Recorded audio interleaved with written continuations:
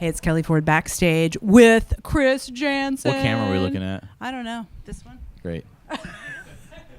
Kelly Ford backstage at Stars and Strings with this guy, Chris Janson, bringing the good vibes to Brooklyn. Yeah, thank you. Man, it's been I'm just glad to be back in New York, honestly. You're racking up the frequent flyer miles. You were just here on Thanksgiving. Yeah, pretty much. I walked here today.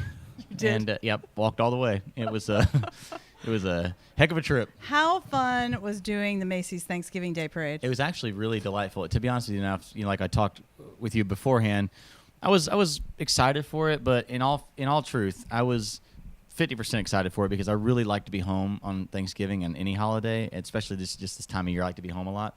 But and I thought it was going to be some crazy, drawn out, unprepared kind of thing. Man, I have to say, like, kudos to Macy's and the crew and the NYPD mostly for just making sure that everything was so secure and awesome, because it was so painless. I mean, we literally came here. I brought my kids, and I mean, that had to be the treat of a life. It was awesome. Kelly, the kids, and it was like our whole family. My mother-in-law was here. We had a good time, and it was just business as usual. Like, when we hang out in New York, we love the city, as I've told you a gazillion times before. We love it here. And so being in the city, and it was a lot of, like, we came up early because of rehearsals and stuff, but I was not looking forward to rehearsals. But then when I got here, it's really just run-throughs, and they're really fast, and everybody's really easy to work with. So we basically just had a big New York vacation again, and then just did the parade to cap it off. And then as soon as I was done, we were escorted by the NYPD to a car, and then we were escorted to the airport. It was amazing. You were back in Nashville for dinner. I was back in Nashville by the afternoon to set up for dinner, and then we had dinner. Yep.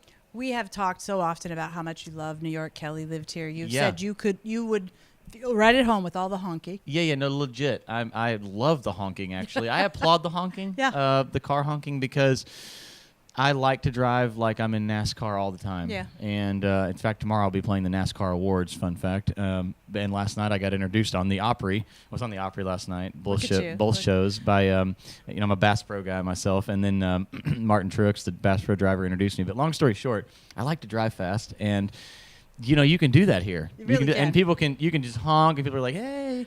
True story. Nobody gets mad. Do you know that honking is against the law unless someone's life is in danger in New York? I've seen a lot of danger. Yeah, so much danger that everybody honks constantly. So much danger. So much danger in Chinatown. When I was driving through it earlier, I was like, so much danger. No, it's kidding. My biggest thing is, like, it doesn't matter if you're in New York City or you're in Franklin, Tennessee, man. It just seems that we live in such a phone-oriented world. That's what I attribute most of the mistakes of people walking and driving to. I mean, I see it. I mean, it's obvious. You see somebody on their phone, they just walk right out in front of your car, honk. But that's dangerous. It's funny. As a pedestrian, you hate cars, and then when you're in a car, you hate pedestrians. You're like, what? Yeah, it's kind of a catch-22. Yeah. But I like the city a lot. I mean, I really do. I think at some point we'll probably have a place here, so I would enjoy that. Listen, that's why it means so much to us that you're here tonight with us to celebrate this tradition that we're starting here in New York. We hope to do this for many, many years. Well, you picked a killer venue. I mean, here we are at the Barclays Center, and it's just awesome. I'm just really thankful that you asked me to be a part of it. Thank you for that. And the lineup is sick. You'll play your new music. Yeah, I'm going to play the new single, Done, today, and that's blowing up right out of the box, so that's good. And also, shout out to that big Macy's Day Parade, man. Like, Good Vibes was not only number one the week before the Macy's Day Parade, but it was also, it's been a big song, my third number one and stuff, but the sales have been really good overall for that song and the duration of it. But after the Macy's Day Parade, boom, it went straight to number one and, like, number 5 all genres. So, I mean, that's just the power of, an iconic thing like that, an iconic performance, and so it's pretty awesome. The kind of energy you bring to everything you do. I mean, that's why the songs suits you, and kind of, I believe, we've talked about this many times, you are a giver of energy. Well, thank you. Yeah, I think that, I collect energy. That's kind of weird to say, but I sort of collect it off the audience and then just give it back tenfold. And so the biggest thing for me is just, I like to, almost prompt my audiences, just, man, like, it's no pun intended, like, bring your good vibes and bring your best attitude and bring, for however long I'm on stage, make sure you plan to bring the best that you have at that moment, because, for me, it's like a aerobic session. I mean, I'm really bringing it. And I mean, so, I like everybody. I'm in a good mood when I'm up there, and I'm in a better mood when people are in a good mood, so. I love it when you strap on the drum and you got the harmonica and every instrument possible. Yeah, thank you. I've always prodded myself as being one of those wind-up monkey toys, and high aspirations. Chris Janson, you mentioned that you're performing at the NASCAR Awards. Yeah. What does that mean to you? Excited to do that? Yeah, it's fantastic. I mean, I just got the opportunity, came across the way there, and I mean it was immediate yes for me. I love the guy. I love a lot of the drivers. Who's your fave? I don't have a favorite one.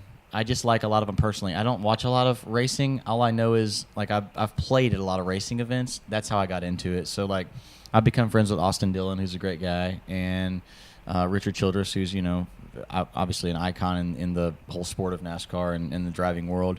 I met Martin Truex last night for the first time, the Bass Pro guy, which we have something in common there, But I'm just still kind of learning that world. My father-in-law now is a gigantic NASCAR fan. Like it's life or death.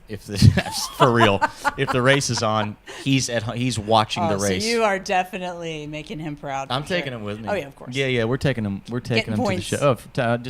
I don't even need points. My father-in-law. My father-in-law I got 3 best friends in the world. He's one of them, and that was before me and Kelly got married. Like we were buddies. I don't know. It's weird how it worked out, but I was friends with George and didn't know that Kelly was his daughter, but I was totally in love with Kelly. And then I bumped into George at the gas station one day, and he invited me to meet his family. And you're like, awkward. His family was Kelly. And I was like, oh dang, man, that's a great. I don't think I knew that story. Yeah, that's amazing. Yeah, he was driving a red Corvette, and I was driving a Harley that I built, and I would just always see this guy, in my neighborhood named George, and I was like, this is a cool dude. He has cool cars, just like smoking cigars. He's a cool dude, and I'm thinking I like this guy. So we made friends, and we're kind of like built the same, and we like have the same kind of general attitude about life. Like we're very much in common, and yeah, I mean we'd known each other for like a couple of years, and I had met his wife, who is now my mother-in-law. It was crazy, but I never knew that his daughter was Kelly, the girl that I was totally How'd you broach in love that? with. You say, well, George, I just walked in. By the way. I just walked in, and then I was like, oh, my God. Oh, God. And she was sitting there, and her ex-boyfriend was sitting there, it's awkward. But anyway, awkward for him, not for me. Not for me at all. I don't care. I'm going to win this. No, legit. Yeah. I knew this is what was happening. I spoke it like 3 years prior to that. I was saying I'm going to marry this girl. And that's I remember that story. Yeah, that's a true story. That's the whole story of done. I mean, when I saw Kelly for the first time, I was like, done and done. I'm going to marry her. And my friend sitting with me was like, yeah, right, dude, she's super hot. And I was like, yeah, right, nothing. Watch me work. So that's what happened. And in the midst of that, I met her family accidentally. So it was pretty great. That is a pure Chris Janson story. Yeah. It is as real as it gets. I mean, I could really trip you out by telling you that ex-boyfriend's a super nice guy, by the way. He lives right down the street from me. Oh my God. It's like every morning when he wakes up, he has to look at the hill. He has to look at the house on the hill with the 4-plank around it. He does. It sucks, but it sucks to be you, dude. Yeah, no. No. I say it with great respect because I actually like the guy. He's a nice guy. But anyway, this is what I've always loved about you. Nobody knows themselves better than you do. Well, thanks. I don't think you'd ever be in a situation where you'd be convinced to do something you didn't want to do. Yeah, no. When I get in those, there are situations like that, and when I get in those situations, I just don't do those things. I just don't do it. I watched one of my favorite artists of all time. His name is Jamie Janson, and I saw this video once, and we're really nothing alike. We're just friends, But I respect him so much. I saw a video he gave one time, and it was not even musical. It was about the state of Alabama, and he said, "You know what?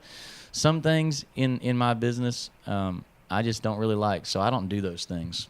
And that's it. And I don't do those things either. Mm-hmm. So no matter if it's business or life or where I'm at or whatever, like the other night we rolled up into New York, and I did not like the hotel at all. Like I just did not like that. Yeah. And I like one hotel in New York. I stay in the same place every single time. This is not getting my TripAdvisor. No, legit. Like I'm not gonna say anything bad. I'm just saying like I gotta find another room. So anyway, I just didn't stay there. I'm really simple. Like that's the great thing also about going back to my marriage and even the way that we raise our kids and the way that I conduct business with the people that work with me. Is you pretty much know where I stand right off the bat. I mean, it's very cut and wouldn't you agree? It's very cut and dry. Like it's just. That's why you love New York. I just know me, and I know, like tonight, I know that I'm eating Smith & Wollensky's, and that's the only thing I'm eating. Okay? You've been talking about Smith & Wollensky's for like you don't understand. A month. No, you don't understand. Like, I landed here today, okay? This is true. This is as true as it gets. I landed here today, and we're talking about after show food, right? So that's always a catch-22 because I'm a picky eater, and I'm not trying to be a jerk. I'm just a picky eater. I know what I like, and if I don't have it, then I'm just not going to eat it. So I love Smith & Wollensky's. Well, we're not that far technically from the Barclays Center to Midtown. So I was like, how can we make this work? So we finally made it work. So it's on the way here right now. And I'm getting that lemon pepper chicken and that pea soup and that salad loaded. It's going to be good. And, that's a very affordable place to eat, by the way. This is why I love you. Like, well, I mean, that's just why I love New York. I mean, I really do. Did you know you can go anywhere in this city at any hour of the day and eat food? Wow. You know what I'm saying? That. Like, legit. You can get whatever you want. Thai food, 3 a.m., you got it. I walked to 8 different Starbucks the day of the Macy's Day Parade and the day before because everybody was running out of pumpkin spice latte. I finally found one off of Lexington, 360 Lexington, I believe his exact address. And it was the 9th one I went to. And I had it. And so I bought 6 of them. I really feel like also your other calling should be to be a host. You and Kelly could do Thanks. a show we together. Actually, she's done that. Like for her whole life, she has done that kind of stuff, like professionally and very, very successfully. Like for those of you watching out there who don't know, my wife was, has been in a lot of movies. I mean, she was a correspondent she lived here for as an actress. years. Yeah, she went. She went to school here in New York, and at the Dramatic Arts. And but yeah, like she's highly talented. She also manages me now. She's a songwriter. We've written songs on all of my albums. We wrote Hawaii on Me on my new album, Real Friends, and we just do everything together. I mean, it's a pretty cool relationship. It really is. I think you're ready to go. Are you ready to get up on stage and do it, Chris Janson? I was pretty much born to play basketball and music at the Barclays Center. Listen. So my whole set is going to be just dribbling around the stage. Always a fan. Always will be. No music. Just dribbling. Straight background music, and I'm just dribbling a ball. I think they would still sing along. I think it's They'd going to be great. They'd probably sing your songs for you. Can you imagine? Yeah. I keep telling. Before I let you go, I'm going to. Yes, Chris Janson Before show. I let you go, welcome to the Chris Janson show. Are you having a great day? I'm having a great day. No, what I was gonna say is I'm gonna trip people out sometime. I actually am gonna book a show sometime, and it's gonna be all a cappella. Oh wow! I know, I can't wait. It's gonna probably be one of the most biggest crowds I've ever had. I'm gonna go out there with just me, just sing, just on a microphone, just sing the songs. No breaks, no talking, just sing the songs. I'm gonna plant this idea in your head because it's one of the coolest things I've ever seen, Chris. Yeah. Michael Bublé, Madison Square Garden. He actually probably did it. At the end of the show, he just asked everybody to be quiet, and he sang a song, no microphone, and you could have heard a pin drop. Holy crap. It was amazing. Did he sing I'll Be Home for Christmas? I don't remember what he sang. I'm a Bublé fan. I actually am. Yeah, I can see that. I feel like you've got that groove. I love you. He's legit. I mean, I might make a jazz record sometime. You never even know. I love that, you crazy guy. Yeah, is your show over now? Like, are you going to let me go? I want to thank you guys for coming. And, Any questions for me? Yeah, Kelly Ford, thank you so much for being here. That's our guest today. It's been great to have you on Between Two Ferns, and I want to thank you so much for no, seriously. You're going to be on stage or something. Thanks for all the love on the new single, too. I really appreciate you. Chris Janson, the single's done, and you are done, and you are going out on stage to perform at our first ever Stars and Strings. New York's Country 94.7. Live from Stars and Strings.